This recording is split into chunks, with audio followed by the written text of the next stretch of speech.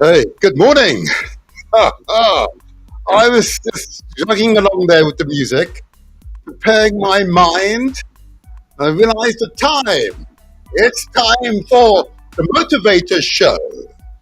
This is where we translate our words into action and where success is ours for the taking. How are you all feeling today, huh? How are you all feeling? But I'm feeling great. I'm feeling fantastic. I'm feeling wild. Oh yeah. Look, life is what you make it. Success is ours for the taking. Oh yes, that is the truth. So let me begin the show and let's give praise and respect, of course, to those on the Galaxy of Fui network and Iron King, who's taken us from night to day. Well done, Giant King and the Galaxy of Fui network. Let's keep it going. And those of you, of course, viewing us via YouTube and Facebook, please remember, give us the affirmation. Give us the like, the thumbs up, that you like the content and you come again.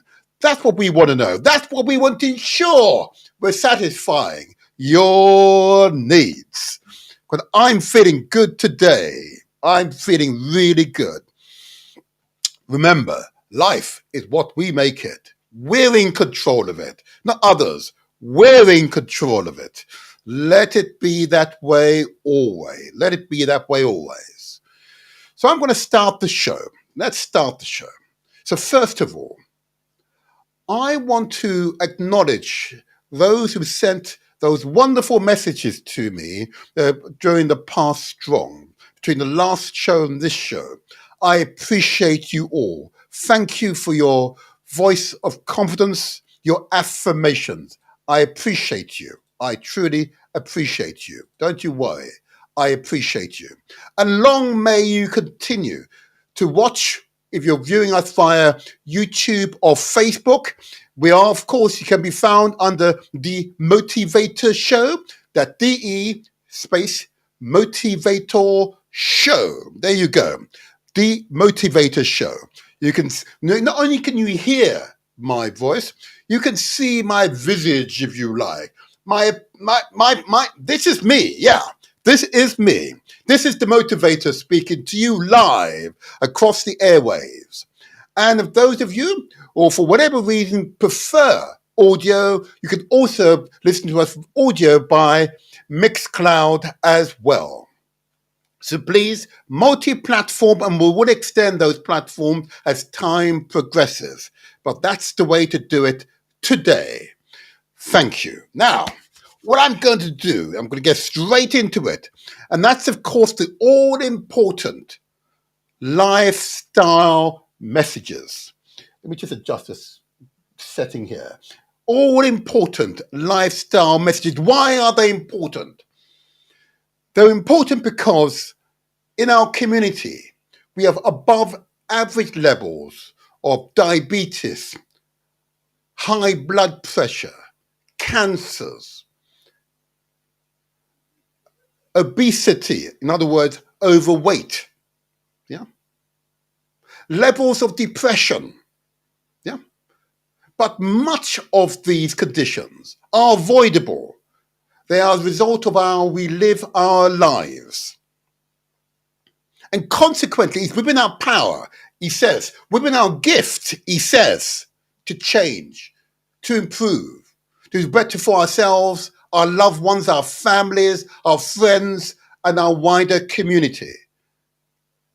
I say we can, we should, and we must for our children's sake. That's why every week I just remind you of these lifestyle messages. Used to be health messages. It's more appropriate to be called lifestyle messages because that's the most appropriate descriptor. And I hope those of you who are resisting, those of you who are determined to pile on those calories, those of you who are determined not to change, that's fair. That's your wish. I'm not giving you a command or an instruction. These are but, messages, advice. And if in doubt, please seek professional advice. That's what I urge. That's what I wish to encourage. That debate, that discussion in yourself, amongst your friends and your families, and others. But doing nothing, I would say to you, is suicidal. In no way benefits yourself, your loved ones, your families, your friends' network, and beyond. And we may be doing disservices to our future generations. So I'll get right into it, shall I? I'll get right into it. I ask you, please, to consider the amount of sugar and salt that you consume each day. Sugar and salt are items that are added to our diet as children, and it becomes habitual. Not that we need it, it is habitual. Mm-hmm. Why is it habitual? Because invariably our parents, our guardians, our loved ones, when we were children, gave us the additional sugar and salt under the premise that it was improving the quality and the taste, the flavor of our foods. But let me assure you, I want to assure you, such ideas, such thoughts are but fallacies. One of the consequences of excess amount of sugar, particularly taken every day of the year, and you think about it, 365 days in a year, over 10 years, that's 3,650 days. You take an excessive amount of sugar and salt and the other items I will mention shortly. And some people can ride the excessive amount. Yep, some people are fine. But far too many of our community come down and suffer from these lifestyle conditions. Typically, diabetes, typically hypertension or high blood pressure. And within our family networks, we know of at least one person with either diabetes or high blood pressure. And invariably, that's a direct result of our lifestyle, how we live our lives, the food that we consume. Yeah, additional items we add to the food. We are in an abundance of calories in the 21st century. Yeah? We've got abundance of calories. And those calories, whilst, it might, in some cases, bloat your bodies and make you look full, but actually, we are over full, invariably. So I ask you to consider the amount of sugar and salt that you consume each day. Salt, the typical consequence of that is, of course, high blood pressure, the hardening of the arteries. Yeah. So the heart has to work that much harder in order to get blood around your body. And in doing so, it has to put greater pressure, greater force, if you like. That is high blood pressure. Okay. And the term aneurysm is a typical one used where the veins or the arteries burst. Yeah. That's one of the consequences of having high blood pressure. Excessive amounts of sugar is typically in the form of type 2 diabetes, because your pancreas is unable or become numb to the insulin that we create in order to break down the sugars. But excessive amount of sugar has harmful effects on our bodies over time. Typically, most people will suffer from consequences. So I ask you to consider the amount of sugar and salt. That's what I ask you to do. I no longer add additional sugar to my diet. No need. I no longer purchase salt from the grocery store. No need. And I now taste the food. I can taste the food now. Yeah? It's different from when it was coated with sugar or salt. It is different. It is the actual food. Yeah? It's like going through the matrix, going through the matrix and taking the red pill. And suddenly reality is there for you. Reality is there for you. I can assure you that is what we should do as human beings. But I also please ask you to consider the amount of fat and carbohydrates that we consume each day. Fat typically derived from animal products. And of course, you see when you grill meat, you see all the what appears to be liquid coming out of it. A lot of it's water, but a fair proportion of that is actually fat. And the typical meats which are fatty meats. Okay, I don't need to describe them to you, but all meats are typically fatty. Some less so than others. But I'm not a professional. I'm not going to give that type of advice.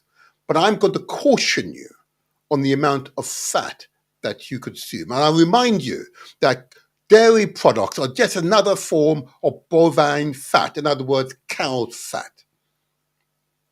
And whilst it's fine to consume it, oh yeah, but in excess every day, for most humans, it is not beneficial. Cheese is just hardened fat, hardened, coalesced fat. That's all it is. Yeah, margarine not so hardened. Milk, which is typically for babies, you see adults drinking every day, is it made up of bovine lactose, which is just another form of fat. So I ask you to consider very carefully the amount of fat that you consume.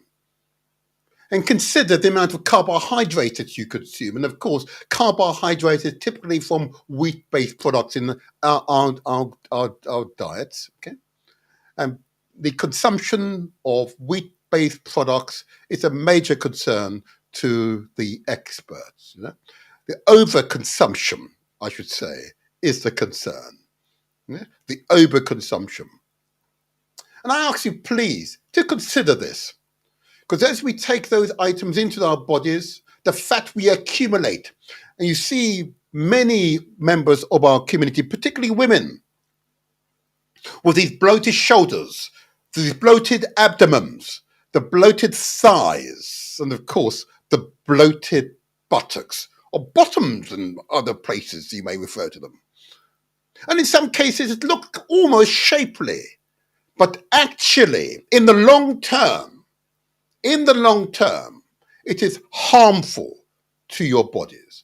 Excessive amounts of fat being stored by your body.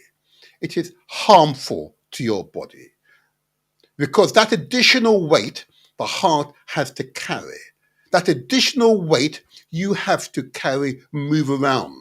Additional weight, you can see it, you can see it on your bodies. Yeah, you can see the flesh shaking as you walk.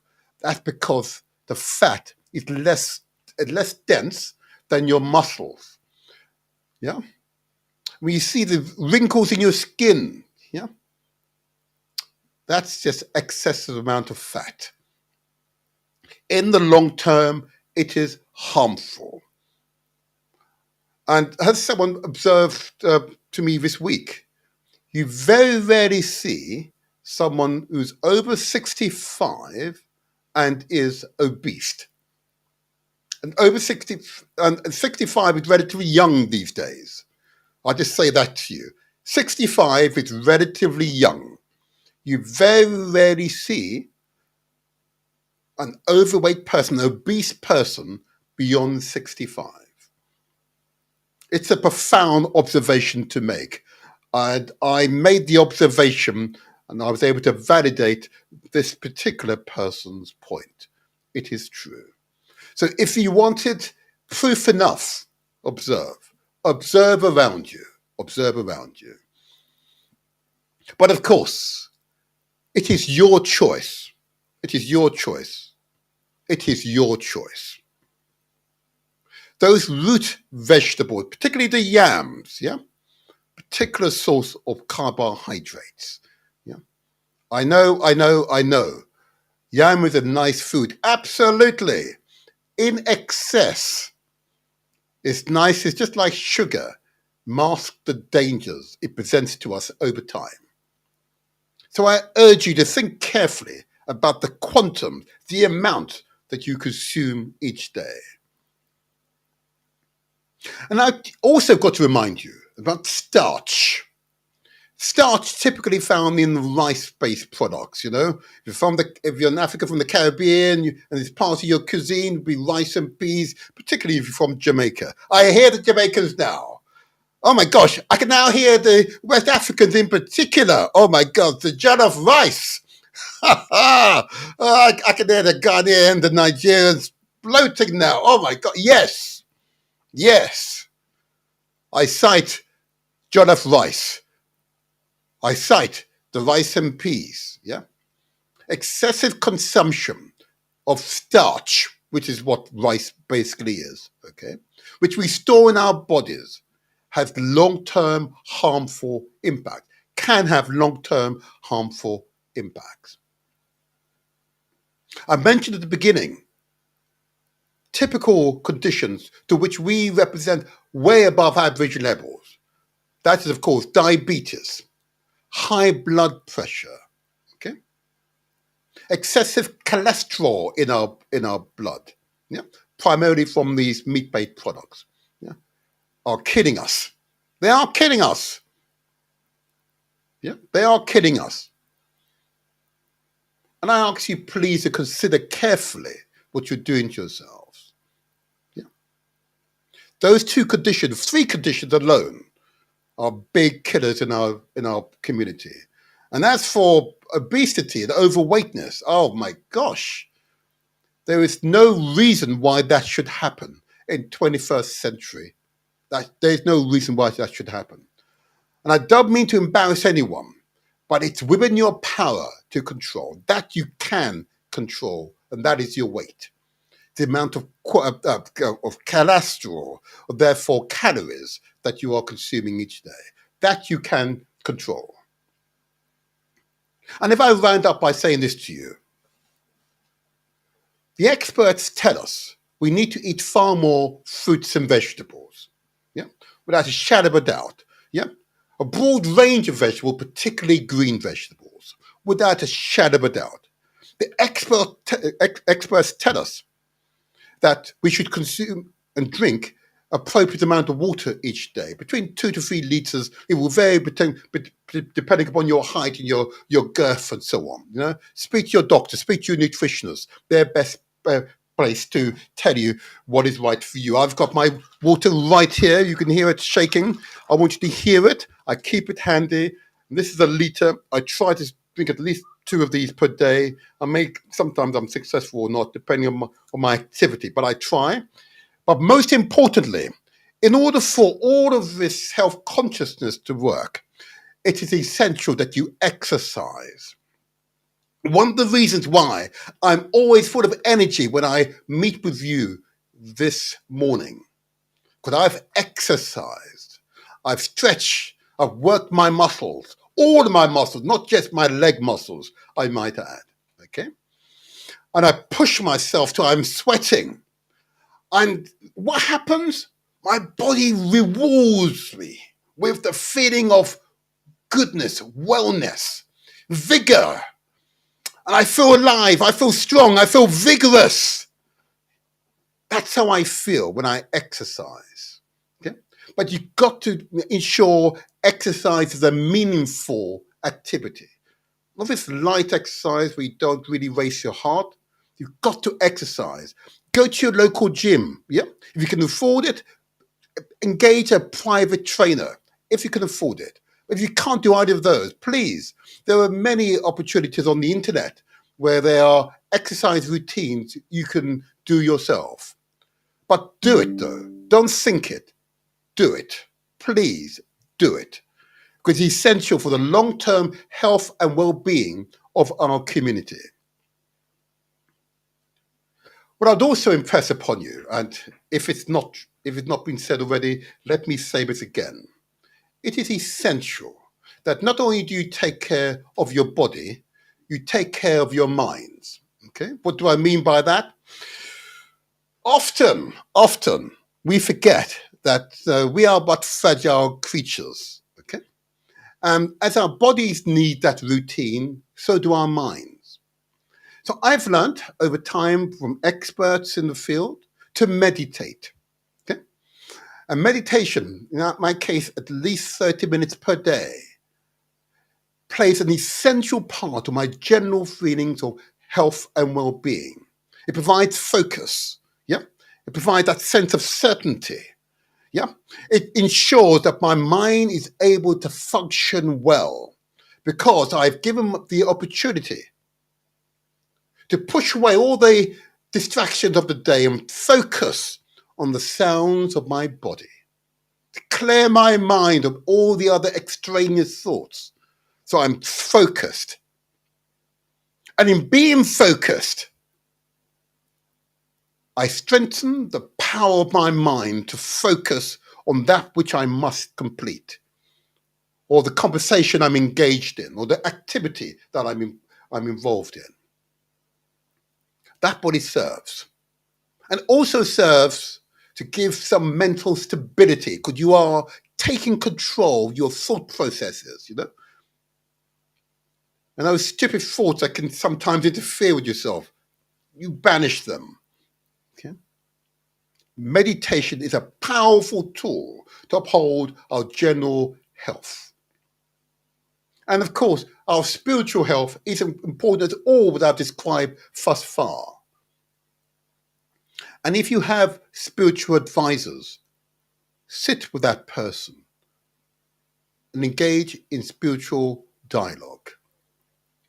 Raise your energy levels so each day, each night can be faced with confidence, with vigor, with certainty. That is the end of our lifestyle messages for today. I hope they find you well.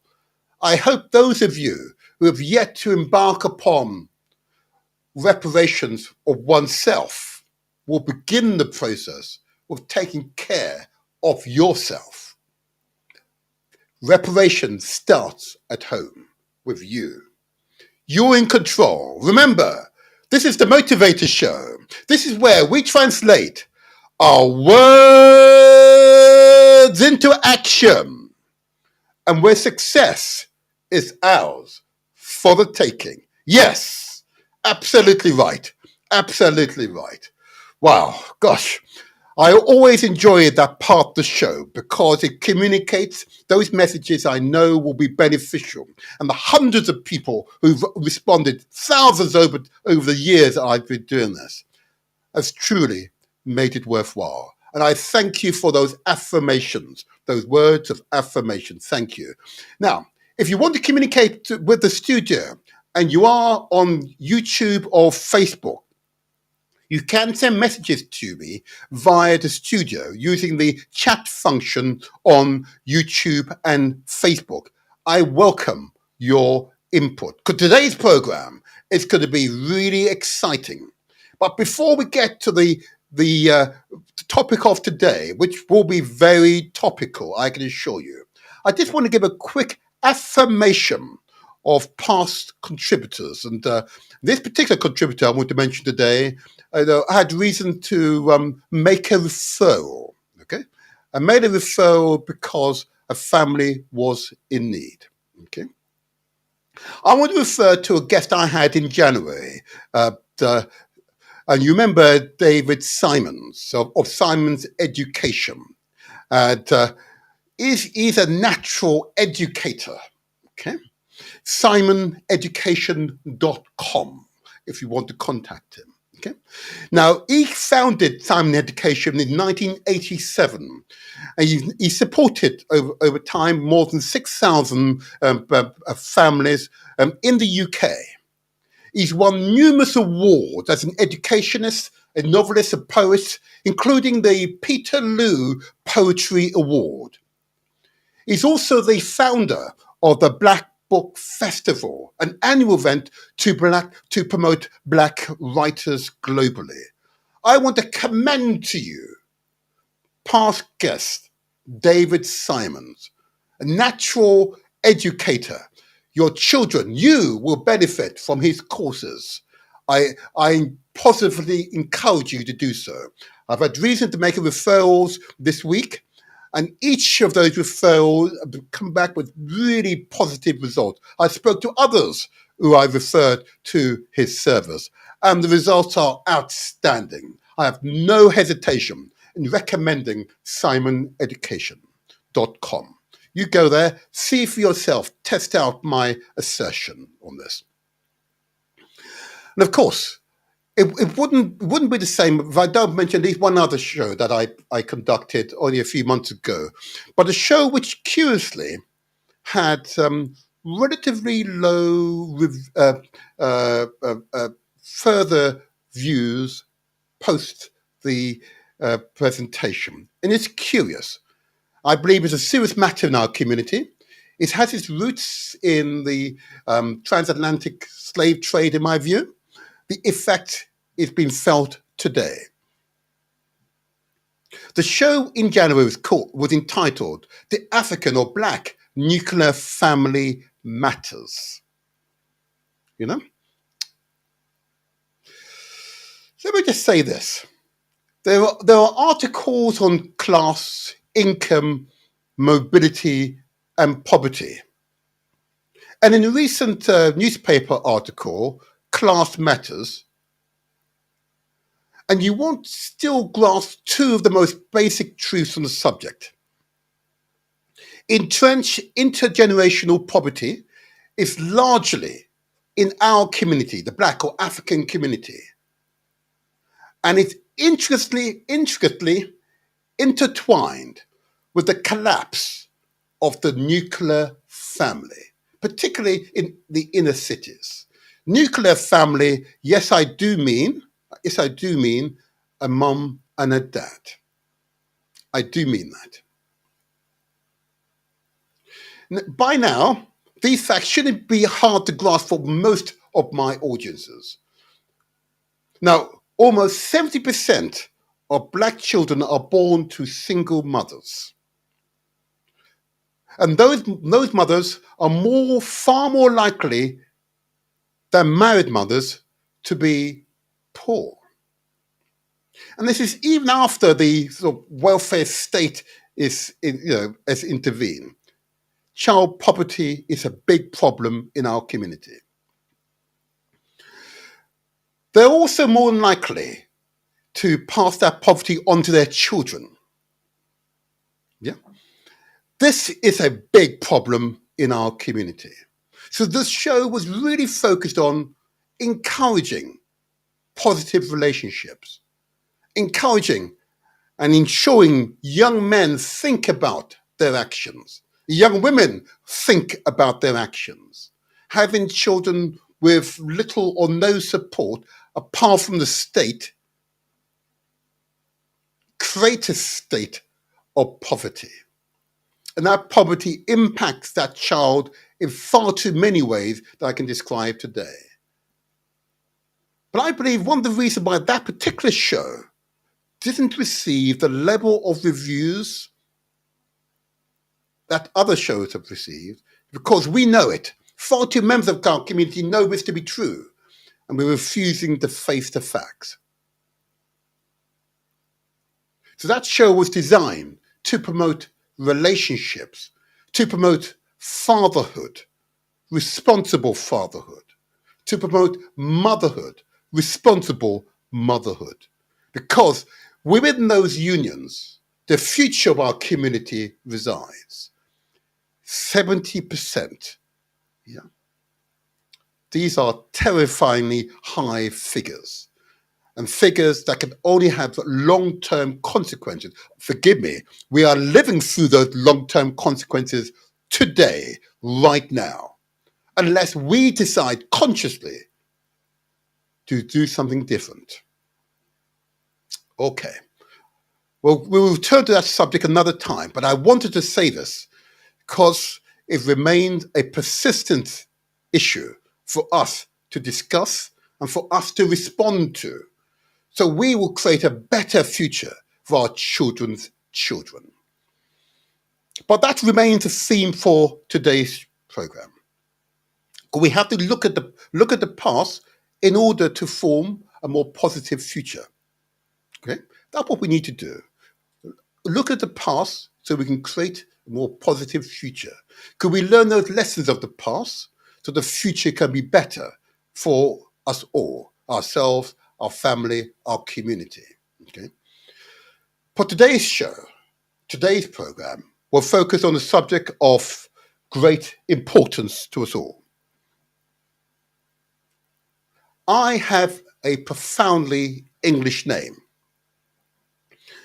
but unless I told you my name, you would assume I was born in the motherland of Africa.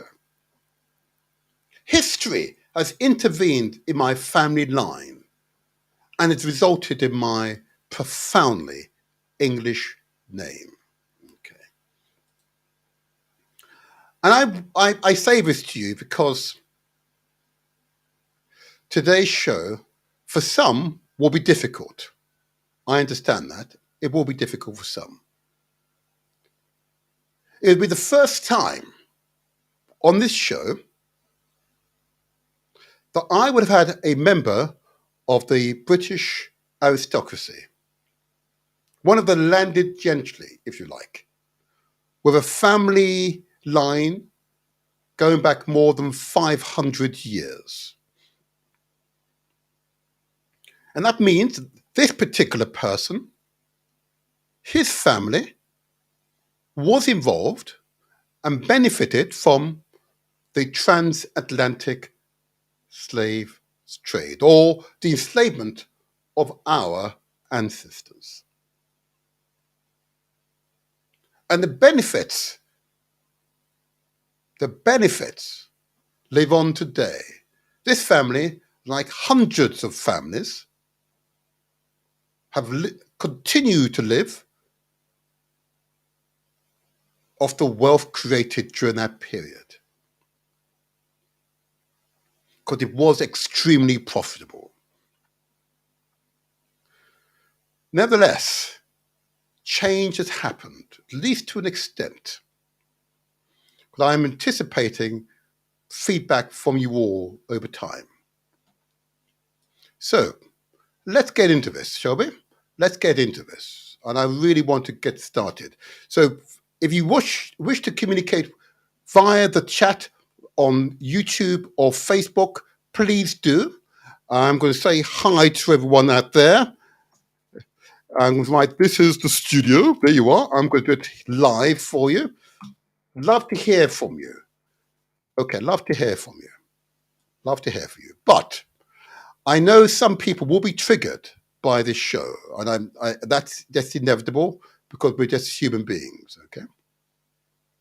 But my guest, when my guest arrive, is coming forward, I believe, and will be demonstrating real courageousness. Okay? He will be demonstrating real courageousness. Because I know Britain, as I've lived here all my life. I know the English extremely well.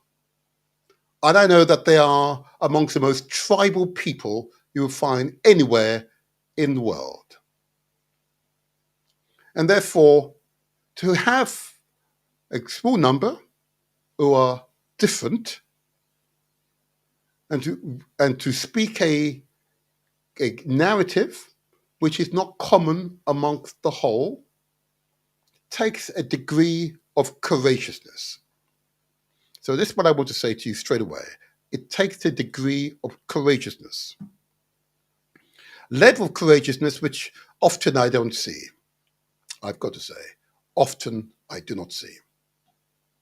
So I'm going to, in anticipation of my guest arrival, what I'm going to do, I'm going to put up the caption. So the focus of today's show will be the heirs of slavery, which actually is a website as well. So those of you who are in receipt of our WhatsApp messages will see the link to the website, the Heirs of Slavery website. And indeed, 2 weeks ago, I referred to the website. And those of you who recall the show 2 weeks ago will be able to go and see the website details. And I'd urge you to do so. I'd urge you to do so. Because there are some messages here which we should not ignore. Okay. And what I'm going to do as a starter here, I'm just going to adjust my screen. Those of you who've been viewing this via YouTube or Facebook, sorry, let's get a bit about Facebook, would have seen the captions that I've been playing prior to my going live. So what I'm going to do now, I'm going to bring the caption on screen. Okay, I'm going to make it the big screen, I think. Make it big. There we go. There we are. And make this over. There we go. There's the caption. So the heirs of slavery, restorative justice. So that will be the theme. The heirs of slavery means that former enslaver family houses include Osterley House, Chiswick House, Spencer House, Eastbury Manor House, Kenwood House, amongst many, many others. Former enslaver families. Now, in some cases, they were compensated. Yes, they were compensated by the British government, okay, by Act of Parliament, okay? For example, Sir John Gladstone, first baronet, between 1764, 1851. And yes, not only was he a merchant and an enslaver, a politician, and the father of the British Prime Minister, William Ewart Gladstone. Now, this family was associated with 11 different claims. In other words, the family interest in the enslavement of our ancestors was extensive. The open public records show that this family held in captive more than 2,500 of our ancestors, both in British Guinea and Jamaica. And they were compensated at the time, but I'm sure they continued to receive compensation up until 2015, when the British government was still paying these families.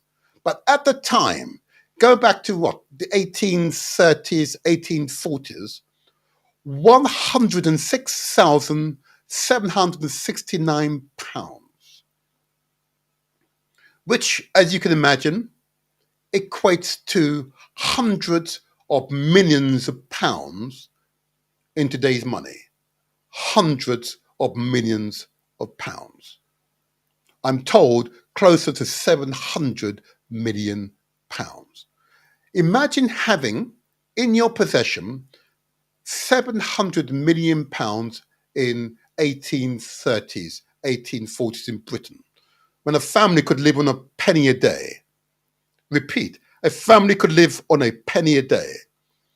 Imagine the purchasing power that family possessed only 200 or so years ago. And the legacies that their heirs enjoy today. They are obviously plutocrats today, worth, I suspect, if not tens of billions, they could very well be in the trillions now with smart investments. That's how rich the British aristocracy are. I've got another one here, just for you to quickly focus on, then I'll move on.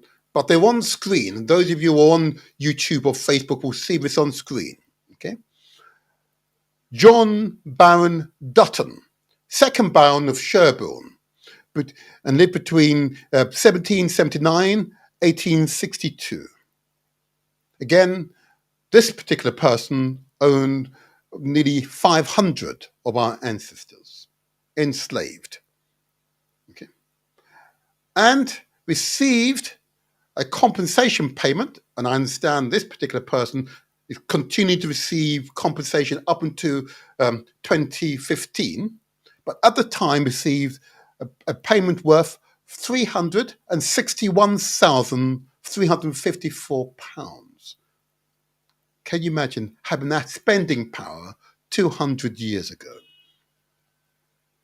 And I mention those two names because I have friends with those surnames, Gladstone and Dutton. Mm-hmm. Gladstone and Dutton. I have friends with that surname, Gladstone and Dutton.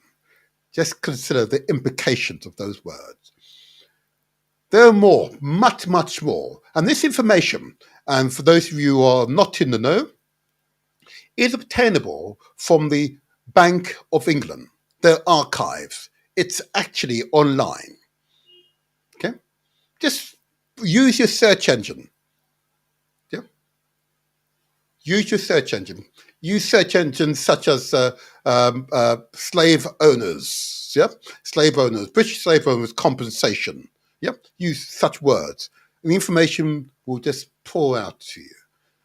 And I've got to say, as I said the last time I spoke about this, each time I read this out, my heart beats faster. I just can't help it. I just can't help it. I just can't help it. Let me move on. Let me move on to the next slide that I've been playing in the intro to this show. Okay. What is not discussed sufficiently is the African fight back. Okay, it's the African fight back. Why is that important? Because much of the information we receive is much too passive. Yeah.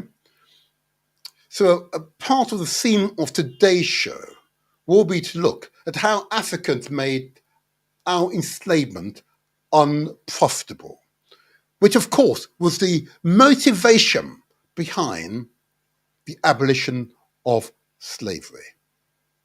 Okay? Because Wilberforce, his family, were an enslaver family. And all the records suggest that that family actually received compensation. I'm going to say it again. The records suggest that family received compensation. Yeah. Need I say more? The official records suggest that more than 12 million of our ancestors were transferred across to the Caribbean, the Americas, America, the United States of America, and of course, Europe. That's just the official records. But we all know that's just the official records, and it's usually but a fraction of the illicit trade that was underway. Like most of these things, just like the drug trade here, we were able to capture £1 billion worth of drugs. But actually, the trade is worth more than tens of hundreds of billions of pounds. But a fraction. Which is why our numbers are vast in South America. Our numbers are vast in the United States of America, and so on and so on. Implied the illicit trade, the figures are significantly higher than what is being quoted here. And this is only Britain. What about France, Portugal, Spain, Germany? Yes, Germany. What about those countries? Imagine the hundreds of millions of our peoples that were transferred to the Caribbean, the Americas, South America, the United States of America, and Europe. Hundreds of millions. Let me just go on further and just play further, if I may. The next slide really therefore focuses on, at the time, our ancestors understood, enslaved Africans understood economics. Our direct actions raised the cost of our enslavement. Typical techniques included, and I recall in my family line, destruction of farming equipment, the removal of hand tools used in the fields. Yes, the poisoning of the enslavers, you had the opportunity, and most certainly the overseers. Developing routes to freedom so you can live among free Africans. It's also an essential tool. In other words, reducing the available labor on those farms, on those fields. The smuggling of farm produce to underground network always happened. Yeah? Undermining farm and orchard yield was another tactic. Always used. Either the burning of the fields, destruction of the produce, another tactic always used. To make the enslavement of our ancestors expensive, unprofitable. Yeah, unprofitable. Once you understand them, you're in a position to fight back. Yeah? You're in a position to fight back. This is not typically recorded. You hear of the abolition of our enslavement. What you tend to hear is the good nobleman, he says. And Wilberforce is the typical person placed before us, an enslaver family member. Okay? Why? So that we do not remember the many uprisings, the many rebellions that were the feature of life in the Caribbean, the Americas, United States of America. And those of you who are able to view this via YouTube and Facebook will see the uprisings across, particularly the Caribbean. I'll focus on the Caribbean on this occasion. Other occasion, I'll focus on South America and United States. Some of you remember the Taki War, also known as the Taki Rebellion, yeah, amongst the Jamaican Akan people from Ghana, yeah. It typically occurred in the parish of county of St Mary, get it right, yeah, in St Mary. That was in the 1700s. Okay. Now there's some wonderful people whose name we should call out, yeah, including Akaim and Zima, Fanti, Ashanti. All were rebels, he says, freedom fighters in Jamaica, direct from West Africa, Ghana in this case. I just want to shout their names. I want to remember them. It's essential that we remember them. What about this other one in Cuba? Okay. Now, there was a wonderful revolt, significant revolt, burning of crops and houses in 1825. Beginning in, forgive my pronunciation, it's Guamaco, and please phone in if I mispronounce it. That revolt was led by 3 male enslaved Africans. Okay. And this gave birth, arguably, to the revolutionary instincts that has remained an integral part of Cuba today. Continuous resistance made the enslavement of Africans in Cuba expensive, unprofitable. What about Grenada? Yeah. The Fénelon Rebellion, also known as the Brigand War. Yeah. Now, that's another one of these uprisings which are often not reported here in Britain or recorded in the grandiose words that they might record Wilberforce. Okay.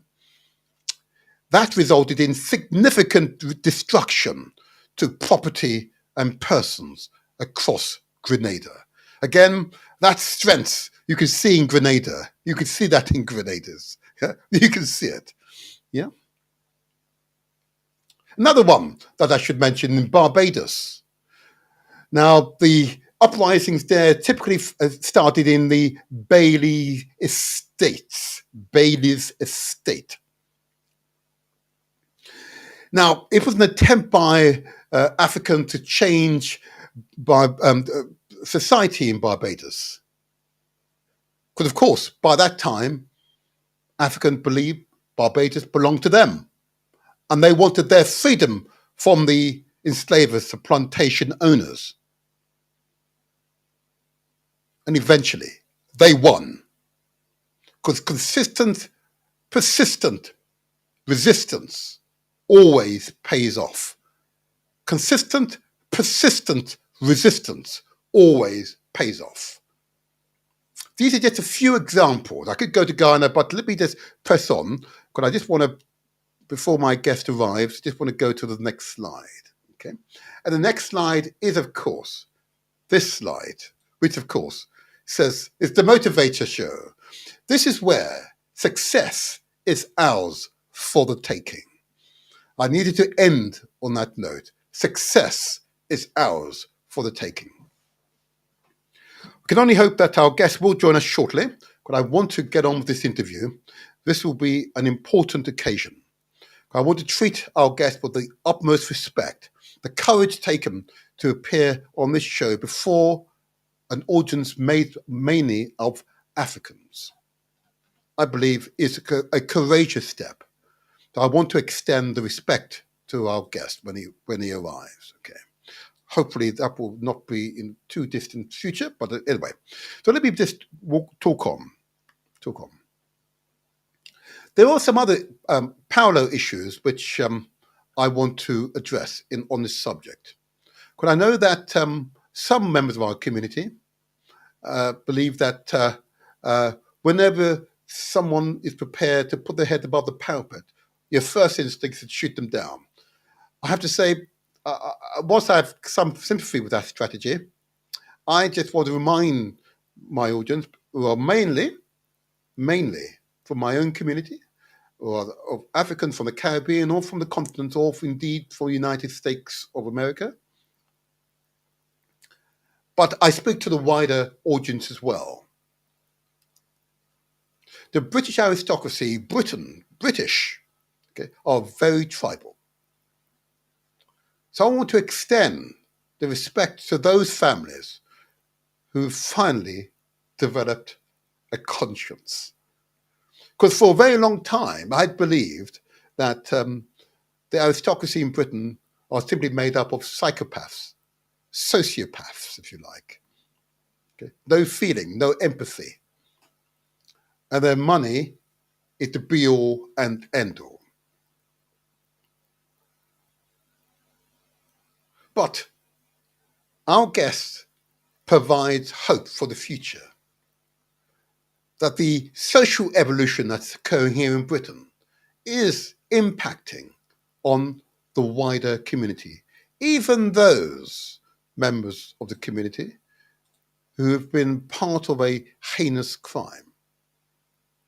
The United Nations acknowledge that the transatlantic enslavement of Africans was and is a crime against humanity.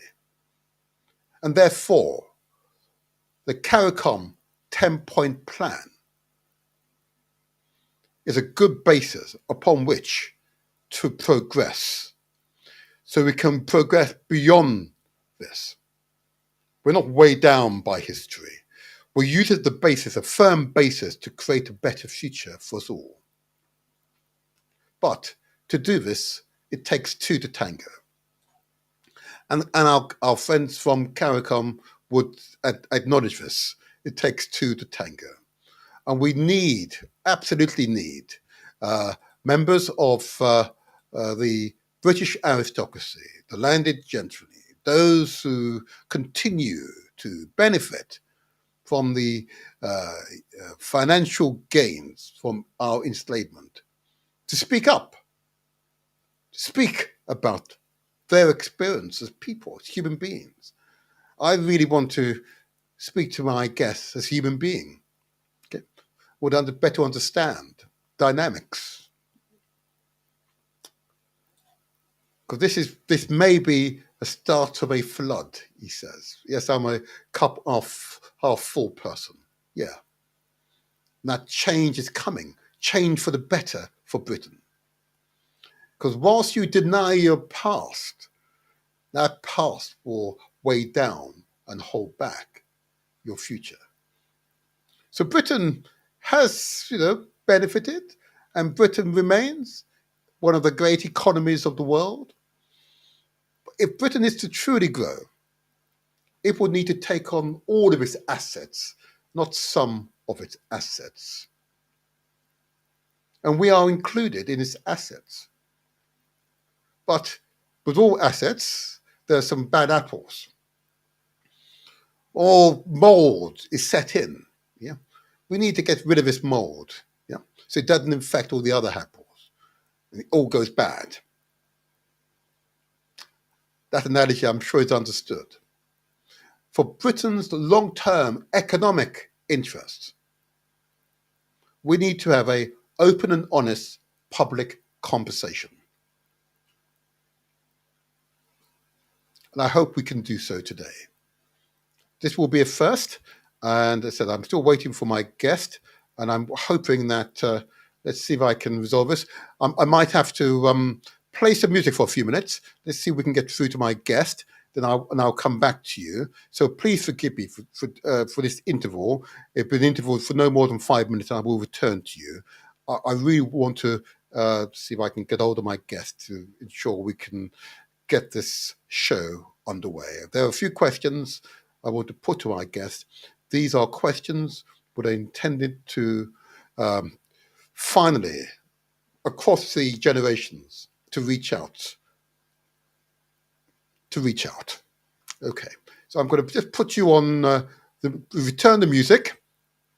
Get the music back on, and I'll put the slide back on, and I'll be back shortly.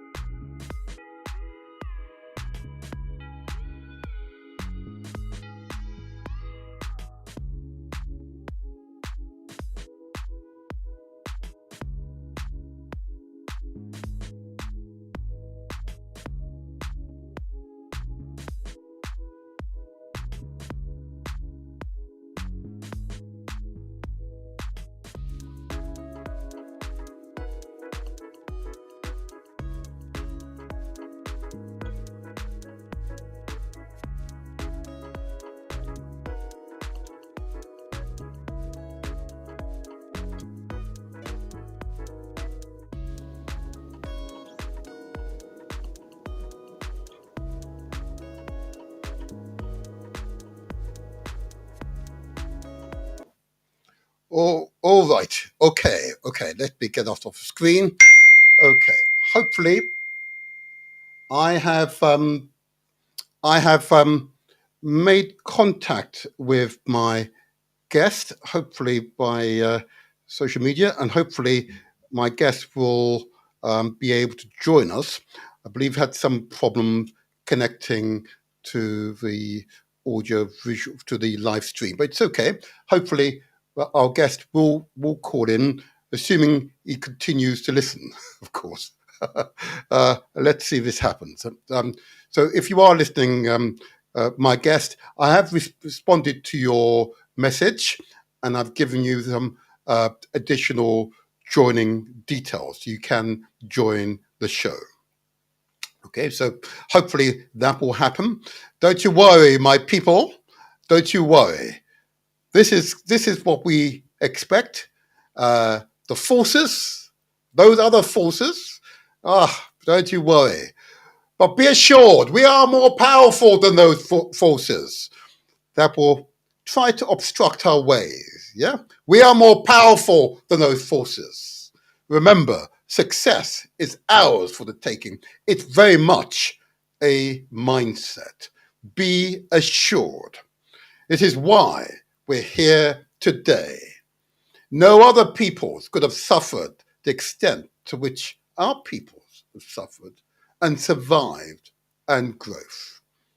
Okay. Notwithstanding my earlier message about levels of illnesses in the community, we could do something about that. It's within our gift, it's within our power to make changes to our lifestyles. So before my guest arrived, I mentioned that the heirs of slavery, those families who are now speaking up, have acknowledged the CARICOM 10-point plan. Okay. I realize, of course, I said that, and I realized that, hold on a moment, how many of you know what CARICOM is? CARICOM is the organization established by states in the Caribbean. Okay. It is their, if you like, to use an analogy here in Europe, their European Union. Yeah. That is what it is. Okay. So it represents the Caribbean, African Caribbean communities across those islands. Okay. But the 10-point plan, which addresses the issue of reparations or reparatory justice, it is a plan to achieve reparatory justice. Okay. And if I just sort of set a scene, and hopefully my guest will arrive. I just say again to my guest, if you are listening, I have responded to your messages. So if you could utilize one of those means to communicate with the studio, please. The lines are open. We are ready for you. But until that happens, if I may, I just want to recite what's in the CARICOM 10-point plan to achieve restorative justice. So just to be clear, I'll use the term CRC, okay? And that term means, just so you understand the acronym, that is the CARICOM Reparations Commission.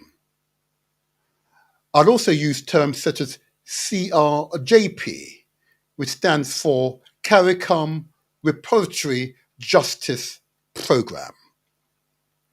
Okay, so if I use those terms, you know what it means. So I'll begin. The context for this: the CRC, or the CARICOM Reparations Commission, is committed to the process of national, international reconciliation. Victims and their descendants have a duty to call for reparatory justice. Their call for justice is the basis of the closure they seek to the terrible tragedies that engulf humanity during modernity.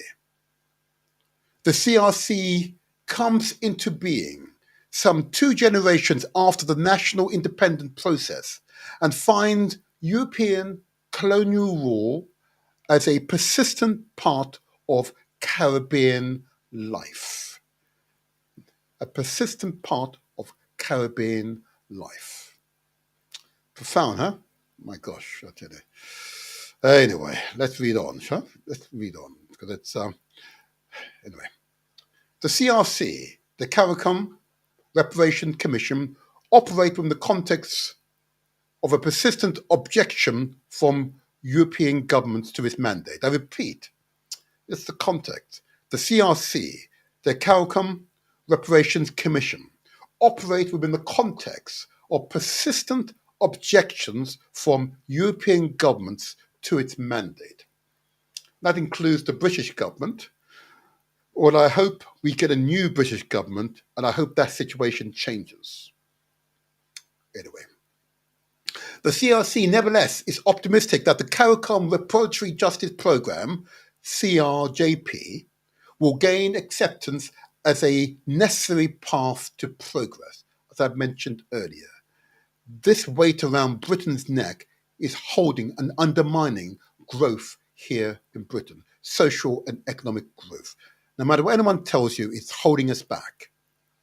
The CRC sees the persistent racial victimization of the descendants of slavery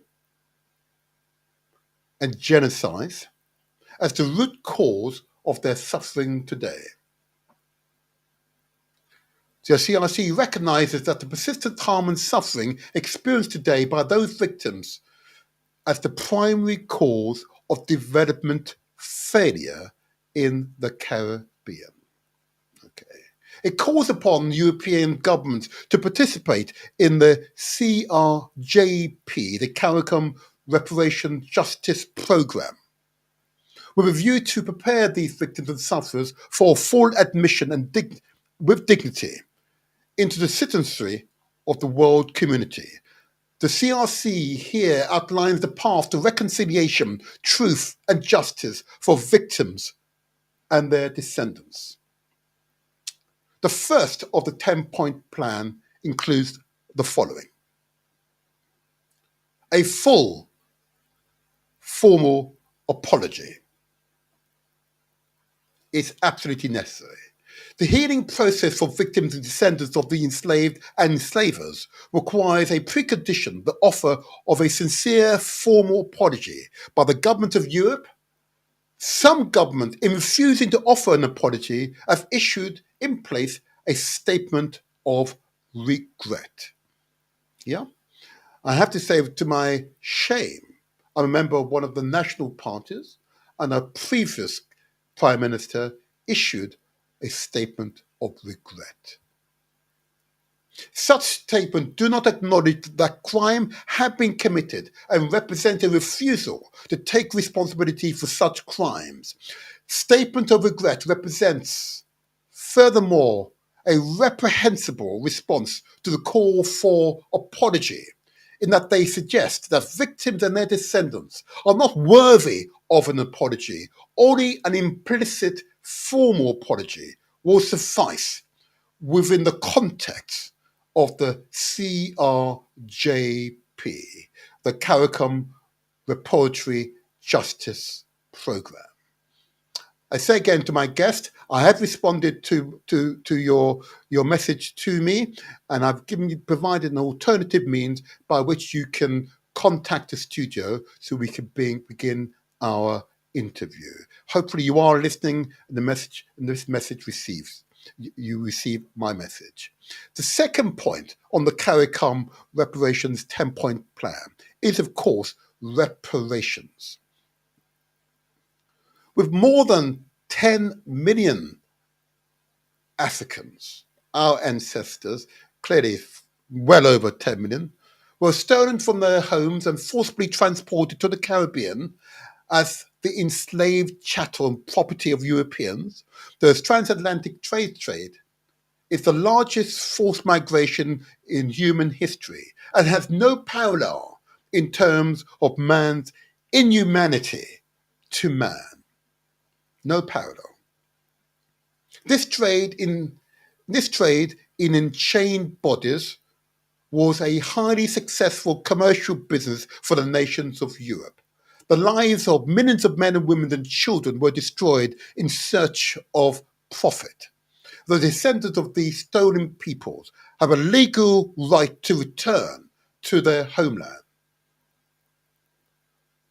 A reparation program must be established and all available channels of international law and diplomacy used to resettle those persons who wish to return. A resettlement program should address such matters as citizenship and deploy available best practice in respect of community integration. After all, if you've been away from your homeland for hundreds of years, you definitely need support for community reintegration. Okay.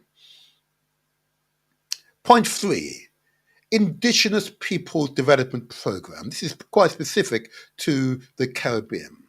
The government of Europe committed genocide upon the native Caribbean population. Military commanders were given official instruction by their governments, in other words, in the case of Britain, by the crown, to eliminate to eliminate those communities and remove those who survive pogrom from the region. Pogrom means this was organized massacre, genocide of the indigenous people, organized, planned here in London, in Paris, and other European capitals. They planned the genocide of these people. Genocide.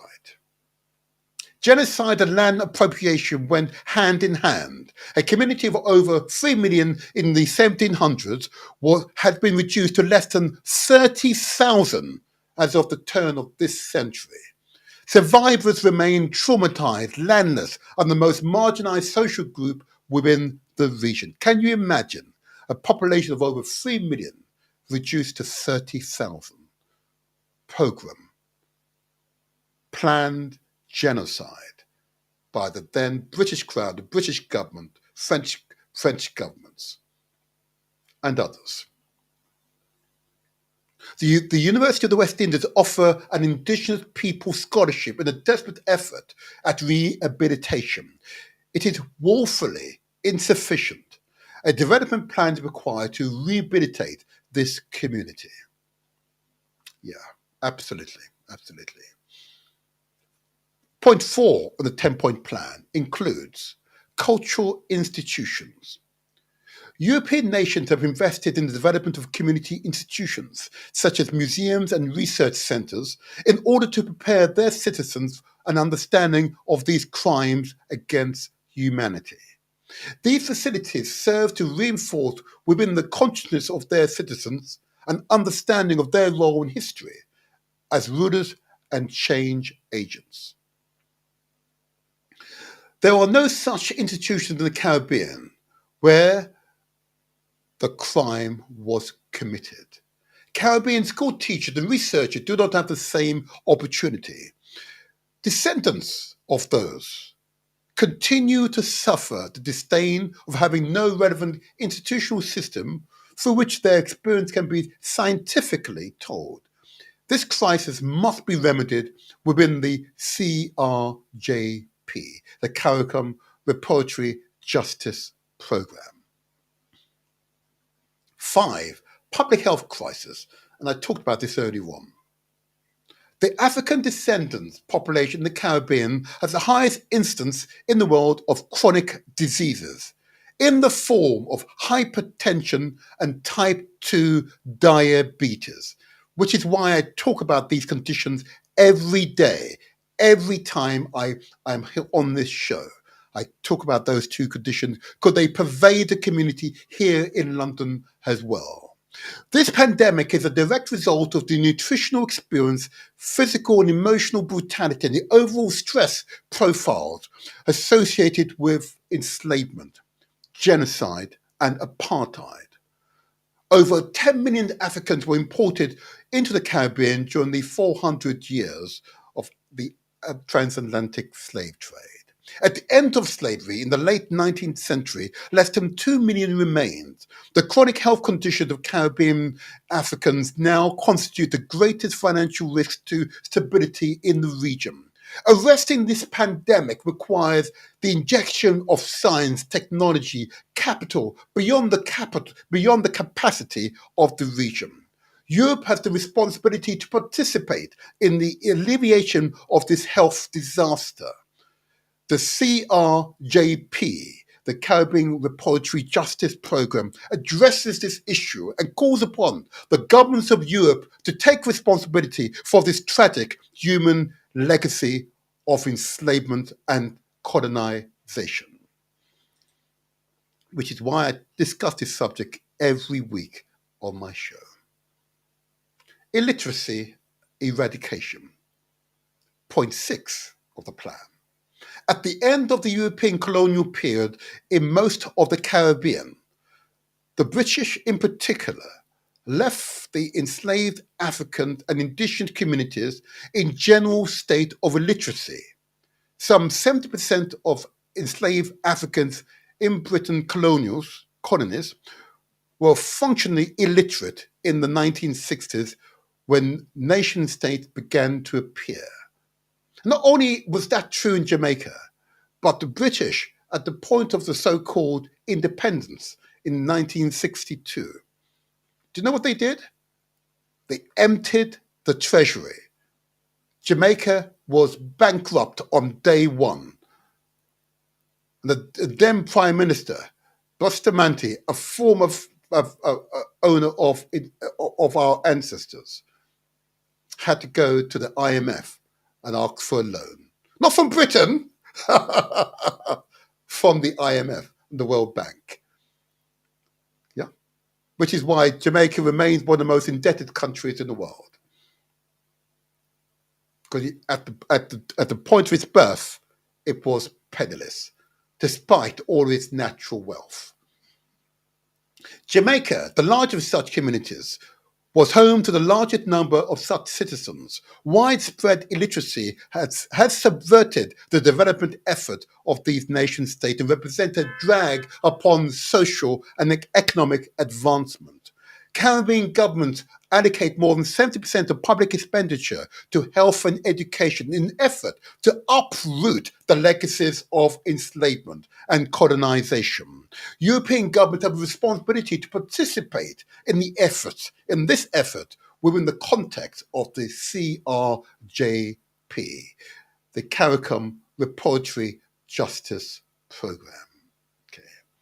Point 7 of the 10-point plan include the following. The African Knowledge Program. Before I go to this one, I did want to say to my guest, if you are listening or watching, I have responded to your message, and hopefully you can join the show before we close in 30 minutes' time. So, point 7 is the African Knowledge Program of the CARICOM 10-point plan. The forced separation of Africans from their homeland had resulted in cultural and social alienation from identity, existential belonging, denied the right in law to life, and divorced by space from the source of historic self. Africans have craved the right to return and knowledge of the root of roots, Africa. A program of action is required to build bridges of belonging. Such projects as schools, exchanges and cultural tours, community artists and performance programs, entrepreneurial and religious engagement, as well as political interaction are required in order to neutralize the void created by the slave voyages. Such action will serve to build knowledge networks that are necessary for community rehabilitation. Absolutely vital. Absolutely vital. I cannot understate how important point 7 of the CARICOM 10-point plan is to our continued growth as a community. And I say that both across the continent and the Caribbean. Yeah? and of course the Americans. It is vital.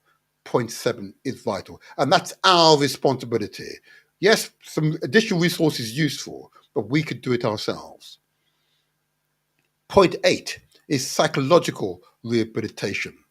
Because whilst I don't say it regularly in my show, we have above average levels of mental health conditions within our community.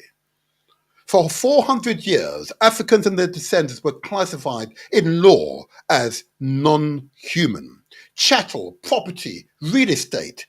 They were denied recognition as members of the human family by law, derived from the parliament and palaces of Europe. In other words, the British House of Parliament enshrined it in law. Can you imagine? This history has inflicted massive psychological trauma upon African descendant population. This much is evident daily in the Caribbean, and I assert here in London also. Such reparatory justice approach to truth and education exposure can begin the process of healing and repair. Such an engagement will call into being, for example, the need for greater Caribbean integration designed to enable the coming together of the fragmented community. I see that as being absolutely strategically important. The islands across the Caribbean becoming one island across the Caribbean. Better distribution of resources, a better you increase and take advantage of the economies of scale. But that's for the leaders and the people who live in the Caribbean to see that future vision and the advantages that it will yield for ourselves. Point 9 of the 10-point plan includes technology transfer. And many of you will know I'm a great fan of Ndidi Yeshua. Okay? I know articles. One of the seminal articles that she wrote, which I read with such, a woman of such gravitas, I must say. And she notes, it's not Africa's natural resources which is the source of its wealth. It's the technology that derives from that natural resource, which is the source of the wealth. The technology that derives from the natural resources. Ndidi Ishua. I'll pick up her details later on. She's my favorite writer, literary writer, absolutely, by far. Difficult. She's a frequent visitor here. Difficult sometimes to handle the interviews with her because she's direct, she's raw, but she's truthful. Technology transfer, point 9 of the CARICOM 10-point plan. For 400 years, the trade and production policy of Europe could be summed up in the British slogan, not a nail is to be made in the colonies. I want to repeat this again, because I know questions, I used to ask this question, why are there not many manufacturing plants in Jamaica, for example? Okay? It was deliberate policy. Let me read it one more. For 400 years, the trade and production policies of Europe and Britain could be summed up in the British slogan, not a nail is to be made in the colonies. The Caribbean was denied participation in Europe's industrialization process. It was confined to the role of producer and exporter. Yep, raw materials and exporting. Yep, producer and exporter of raw materials. This system was designed to extract maximum value from the region and to enable maximum wealth accumulation in Europe. Yep, right up to today, that was the stratagem. The effectiveness of this policy meant that the Caribbean entered its nation-building phase as a technologically and scientifically ill-equipped backward space with the postmodern world economy. That was the effect. Generations of Caribbean youth, as a consequence, have been denied membership and access to the science and technology culture that is the world's youth patrimony. Technology transfer and science sharing for development must be part of the CRJP, the CARICOM Repository Justice Program. And the last point in the CARICOM 10-point plan, and I say again to my guests, if you are listening, I've responded to your message. You can access the show using other platforms. We welcome your arrival. Last point on the 10-point plan includes the following: debt cancellation. Caribbean governments that emerged from slavery and colonialism have inherited a massive crisis of community poverty, institutional unpreparedness for development. These governments still daily engage in the business of cleaning up the colonial mess in order to prepare for development. The pressure of development has driven governments to carry the burden of public employment and social policies designed to comfort colonial legacies. This process has resulted in states accumulating unsustainable levels of public debt that now constitute their fiscal entrapment. Remember what I said about Jamaica? The treasury was cleared. Jamaica had to borrow. There are no manufacturing plants in Jamaica. Yeah? Just acres and acres, hectares and hectares of farmland. Yeah. Yeah. Boy. This debt cycle properly belongs to the imperial governments, who have made no sustained attempt to deal with debilitating colonial legacies. Support for the payment of domestic debt and cancellation of the international debt are necessary reparatory actions. I'm going to read that last sentence again. It's absolutely crucial, both the government of the Caribbean and many parts of Africa as well. This debt cycle properly belongs to the imperial government, but of course includes Britain, who have made no sustained attempt to deal with debilitating colonial legacies. Support for the payment of domestic debt and the cancellation of international debt are a necessary reparatory actions. That is the CARICOM 10-point plan. And if it were implemented, would benefit all peoples of the Caribbean and most certainly across the motherland of Africa. So I would urge the political parties here in Britain, including my own party, put it in our manifesto, Keir. Why not, huh? Let's put it in our manifesto that we will implement the CARICOM 10-point plan for reparatory justice. Yes, why not? I know there are members of the party watching and listening to this broadcast. Yeah, why not? Why not?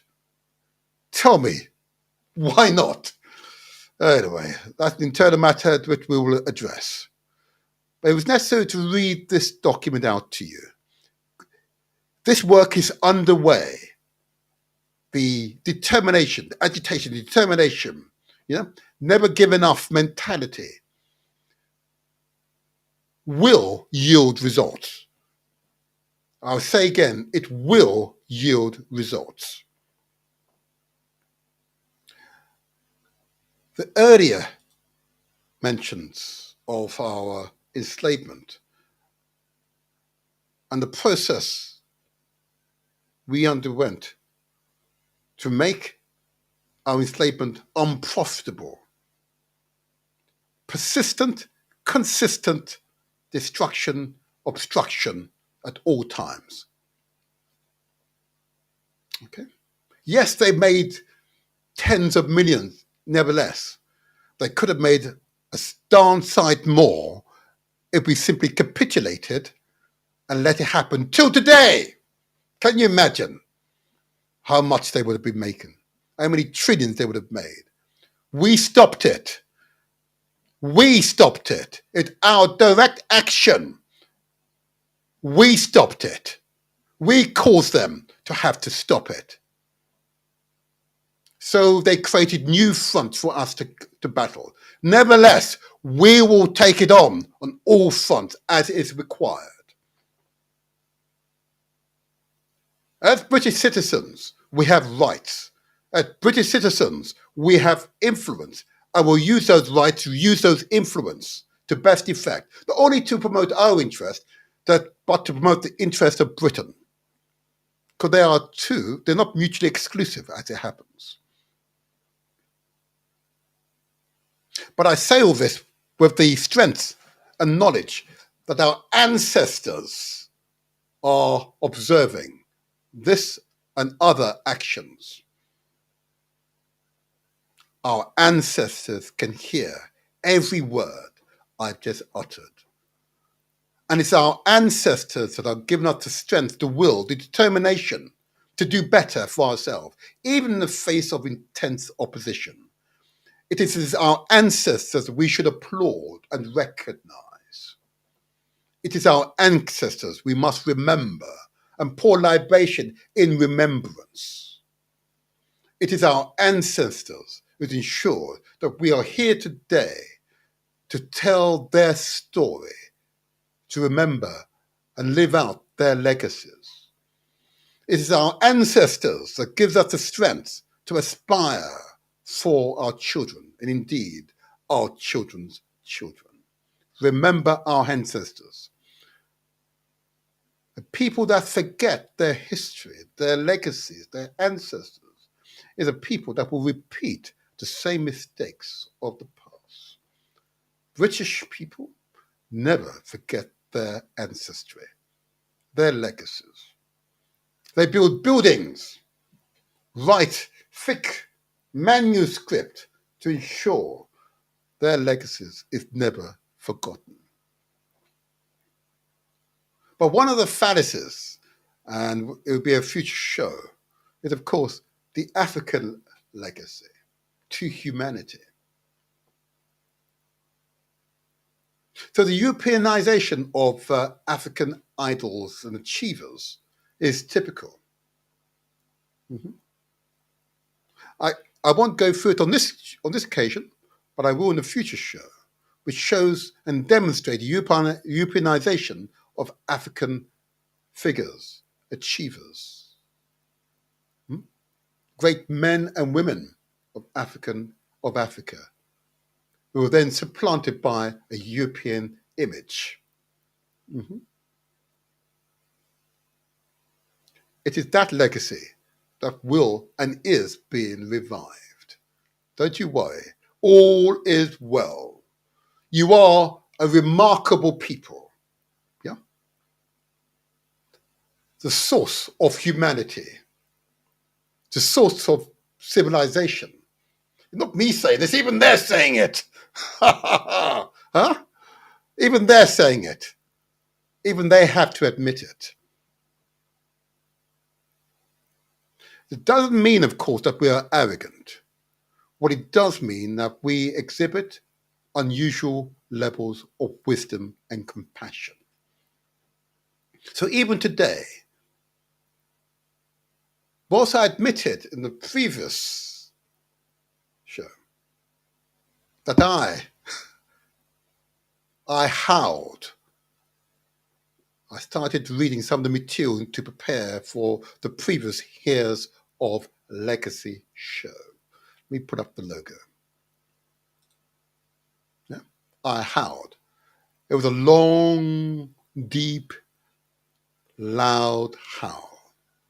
It was a necessary howl because it harked back.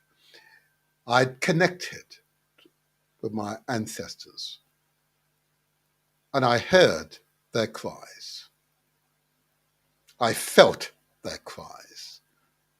I felt their pain, but I also felt their joy as well.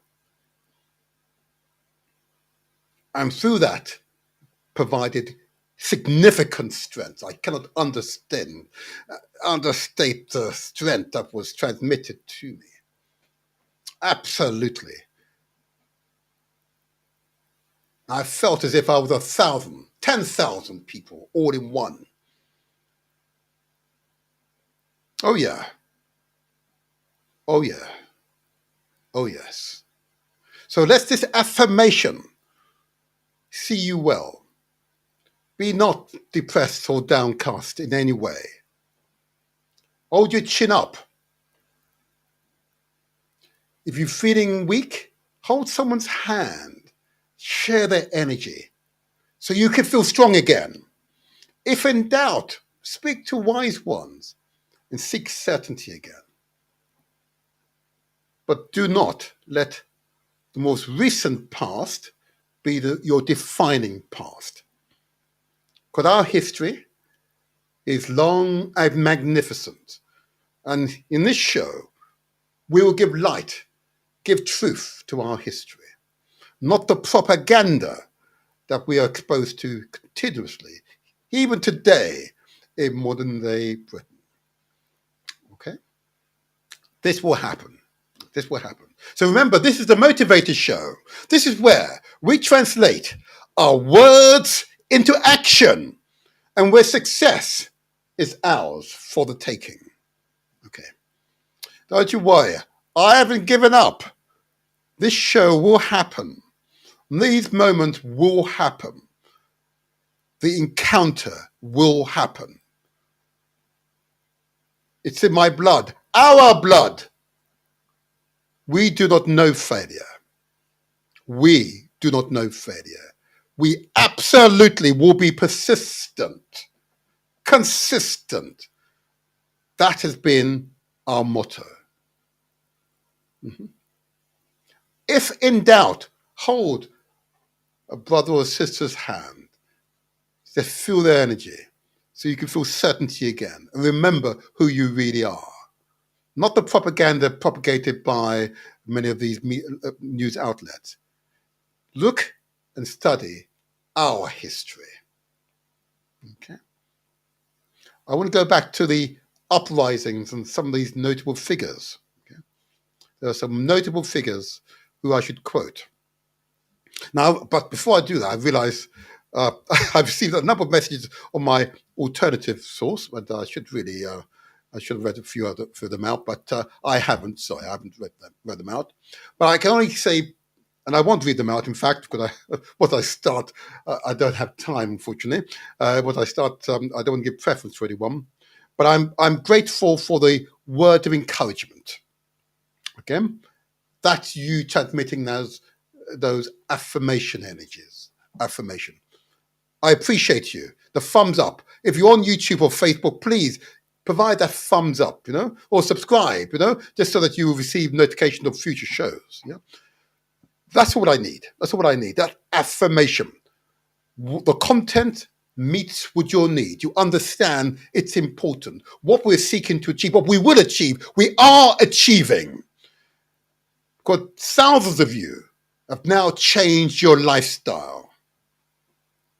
And that's a powerful message in itself. Thousands of you have significantly reduced the amount of sugar and salt in your daily nutritional intake. Number of calories, in other words, fat and other similar items in your daily intake. Thousands of you have done so. Thousands of you have responded to the David Simon education website and the plethora of opportunity that it provides. African man and his wife teaching, with other teachers, teaching the community, both academic, historic, the humanities. We need more of you. We need more of that. But also, I want to give a big shout out to Nigerians. I want to give a big shout out to Nigerians. Why Nigeria? I hear you Ghanaians, I hear you Saudians, I hear you Tanzanians. Yes, I hear you Ethiopia. Yes, I hear you Namibia. I hear you, I hear you, I hear you, I hear you. I want to give a big shout out to Nigeria because it's an important economy in our world. Yeah, that country was set up to fail, but we as Africans must overcome the barriers, artificial barriers that was created at the time of independence. We have the capacity to do so, the compassion for others, Africans, regardless of their ethnicity, their tribal affiliation. I called upon the traditional leaders in Nigeria to call a conference of unity, to call for national unity as the first step for your reparations process. I called upon the traditional leaders, the kings, the queens, the chiefs, those who hold eminence amongst the people in Nigeria, not the politicians, they will follow. But first of all, the traditional leaders, you must come together in peace and reconciliation for national unity, for the good of all Nigerians, not the Nigerians that specifically relate to your ethnic group, your tribal group. Collaboration amongst the different peoples of Nigeria will be the source of Nigeria's long-term strengths. So I want to call upon the people of Nigeria to hear this message and call upon your traditional leaders, your kings, your queens, your monarchs, your eminent ones, to seek reconciliation with their neighbors. So let the Fulani and the Yoruba, let the Hausa and the Igbo come together. Let them come together. Let them come together. Let the other peoples of Nigeria come together for a cause of national unity. So no longer are we going to be embarrassed by the performance of your presidential elections. Huh? We can see them as an example of best practice across the continent. That should and is the aim. So a big shout out and appreciation to the peoples of Nigeria, Africa's most populous country, and the country with significant wealth production potential. Because there are manufacturing plants in Nigeria, as well as sitting on the ocean of oil, of course.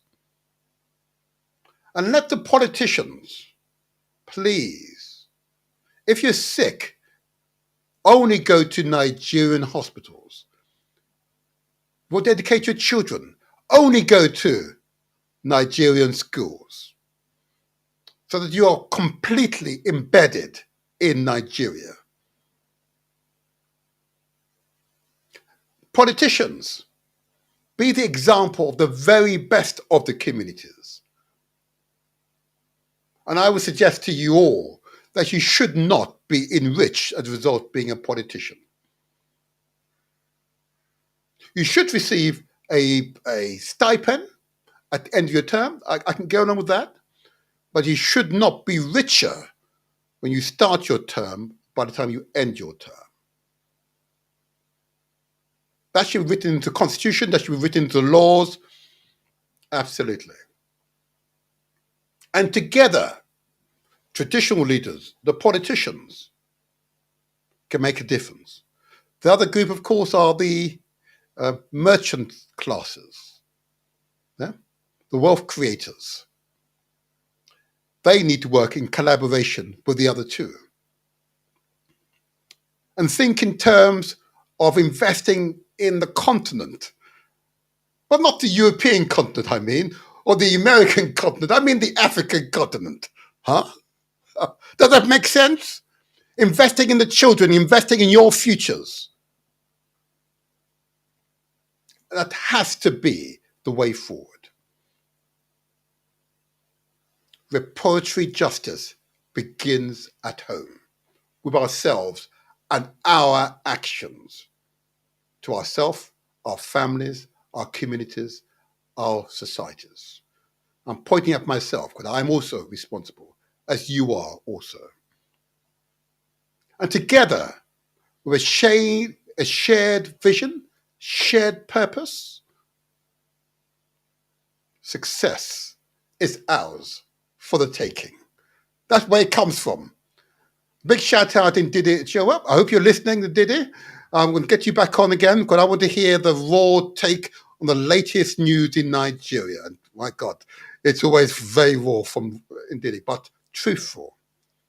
I've seen the commentary in social media. I've seen the backing and forth. But whenever I complete my due diligence, she's usually 100% correct. Anyway, all righty. Okay, so that show, well, we'll keep trying and we will continue to keep trying and we will succeed. We will overcome all the problems, all the obstacles. There's nothing that will get in the way of our success. Remember, success is ours for the taking, not for others taking. It's our determination, our will that will prevail. And if we are to move forward together, we need to talk honestly to each other. Honestly to each other. So long may you all stay strong. Remember, think about what you're eating. Remember to exercise. Remember to meditate. Remember to be good to yourself. Remember to be good to those around you. Remember to share those positive messages to those you respect, you love. Just share messages regardless of how you feel about that person, because they're members of your wider family. Remember, remember, remember. And together, we all, through our small actions, will transform the African world. And with that, I will close today's show. We are not in any way dispirited. We are not downcast. We hold our chin up high and are confident success is ours for the taking. Praise be, bless Ashun. And may the ancestors look over you always. Remember them. They're your parents, your grandparents, your great grandmothers, grandfathers. They are your ancestors. It's not mystical, it's simply the truth. You are an expression of them here in the 21st century. So praise Jah, Rastafari, bless Ashun. I say unto you, stay strong until the next strong.